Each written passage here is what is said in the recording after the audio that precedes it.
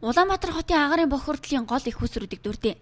За гэр хорооллын 192 мянган айл өрхийн хэрэглэж байгаа гэрийн 100-ны утаа бохирдлын 52%-ыг бүрдүүлж байна.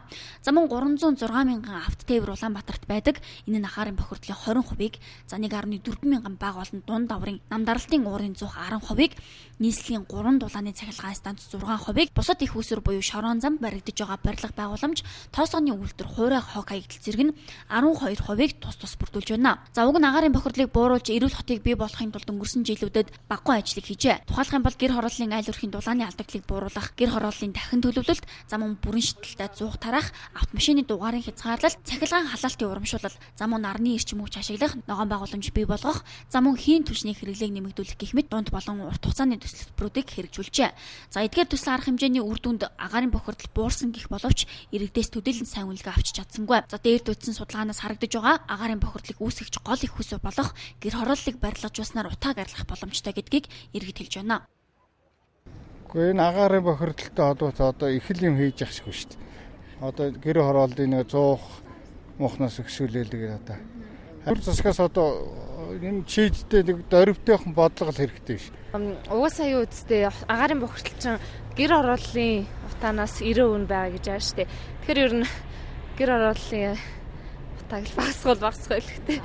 Тий, орон сууцч болвол тэгэж латчих. Сая хугацаад их алдаж байгаа. Энэ бол зүгээр нарагцаас өнгө хуурсанд ажил. Гол юм нь улс төр л орон сууцчлуулах хэрэгтэй, өөр вариант бол байхгүй шүү дээ. Ямар нэгэн хиймэл түвш 100 моохол гэж тэр үнэ чанартаа үд мэддэхүйс баглах хэмжээгээр багасгаж байгаа. Бүрэн харилцаж чадахгүй байгаа. Тал дээр бас тэр нэг уян хатга бодлого бас нэг иргэдийнхээ амьдрал ахуйд зохицуулсан уян хатгын бодлого жоохон хөнгөлөлтийн тал дээр бас сайн бодлого хэрэгжүүлэх хэрэгтэй л гэж. Гэр хорооллыг орон сууцчлуулах зайлшгүй шаардлага байна. За учир нь нэг жилд нийслэлийн гэр хорооллын 192 мянган айл өрх, 800 мянган орчим тонн нүрс төлж, 711 тонн угаарын хий, 48 тонн азотын давхар эсэл, 41 тонн хүүхрийн давхар эслийг агаарт хайдаг байна. Тиймээс агаарын бохирдлыг бууруулахын тулд нүүрсний хэрэглээг багасгаж орон сууцчлуулах хэрэгтэй. За уг нь өнгөрсөн жилүүдэд иргэдэг орон сууцчлуулах багагүй төсөл хөтөлбөр хэрэгжсэн.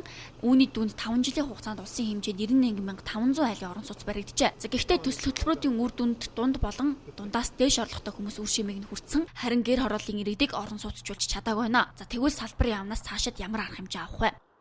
Бас энэ зээл авах чадамжтай иргэдийн тоо ер нь буурсаар байгаа.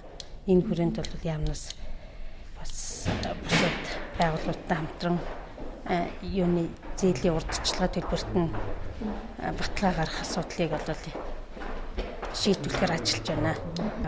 Гэр хорооллыг орон сууцчлуулах чиглэлээр одоо олон төсөл хөтөлбөрөд хэрэгжиж байгаа. Үүний нэг нь энэ хүрээнд бол газрыг дахин төлөвлөх, бас гэр хорооллын айл өрхүүдийг нэг орон сууцаар хангах хүрээнд нэг газрыг нь барьцаалж, газрын нэг авч тэр газар дээр нь орон сууц барих замаар гарсан иргэдтэй гэрээ байгуулж орон сууцчлуулах тийм төсөл хөтөлбөрүүд нийслэлийн хэмжээнд хэрэгжиж байгаа.